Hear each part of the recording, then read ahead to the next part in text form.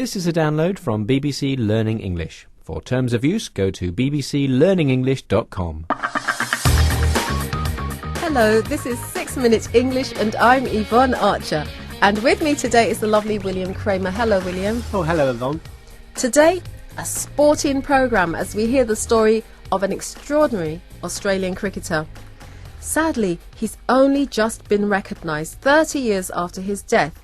But before we find out more, let's get today's big question out. William, cricket balls have been made from the same material since the 1700s. But what colour were they originally? A, white, B, light brown, or C, cherry red?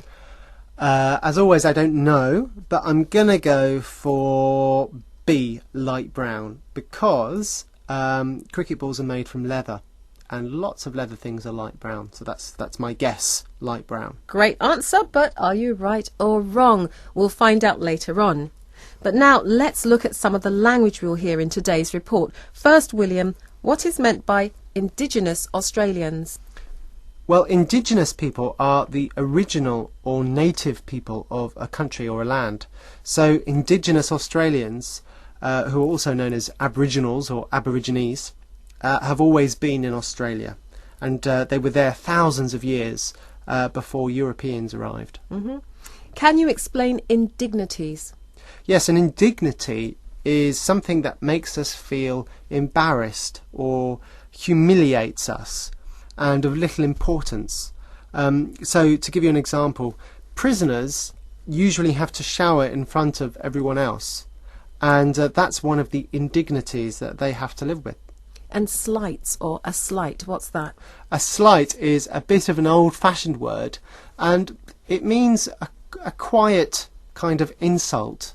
So if I give you an example, if I say hello to you, Yvonne, and instead of saying hello, you turn your back and start talking to somebody else, well, that's a bit of a slight, and in fact I can say that you have slighted me. But of course I'd never slight you, William. Now, in today's report from the BBC's Nick Bryant, we'll hear about a very talented Australian cricketer who played many years ago. As you listen, try to find out what two things he usually needed before he could go and play against white cricketers. Eddie Gilbert played in the 1930s, when Indigenous Australians were confronted with all kinds of indignities and slights. Even to make the journey to play cricket against white players, he needed written permission to leave his Aboriginal settlement and was normally chaperoned. William, what two things did Eddie Gilbert need as an Aboriginal cricketer before he could go and play against white cricketers? Well, he needed to have something in writing. He needed written permission to say that he was allowed to travel to the cricket match. And he was usually chaperoned. So someone with authority had to go with Eddie, even though he was an adult. And so in Eddie's case, the chaperone would have been a white man. As we heard, Aborigines like Eddie lived in settlements, areas where they were forced to stay by the Australian government of the time. But Australian Aborigines during the 1930s were demanding equal rights and to be treated with dignity. bbclearningenglish.com. Now, Eddie once bowled and hit the bat right out of the hands of one of the world's best cricketers, Sir Donald Bradman. So Eddie was the fastest bowler of the era, but as we'll hear, he never entered the pantheon of cricket. William, can you explain that term for us? Yes, a pantheon here refers to a special group made up of the world's best cricketers in this example.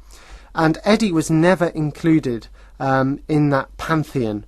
That group of admired and honoured cricketers. Yeah, it's believed that Eddie's many years of throwing a boomerang, an Australian type of hunting weapon, was a reason why he could bowl so fast. And there's another story about Eddie's skills, but it might not be true. Had Eddie Gilbert been born white, he might well have entered the pantheon of Australian cricket, but he never represented his nation. Folklore has it that one of his deliveries burst through a picket fence and struck a dog with such force that the animal was killed. Oh no, that poor dog. Yeah, but remember, William, it's only folklore, so perhaps the story about the dog isn't actually true. But 30 years after his death, what we do know to be true is that Eddie Gilbert was one of the world's greatest cricketers.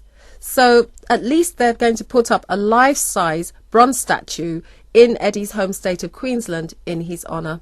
Ah, so maybe Eddie Gilbert will be remembered in sporting history after all. Let's hope so.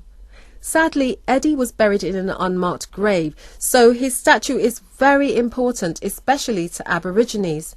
And now more people will know the name Eddie Gilbert. Right, William, today's big question.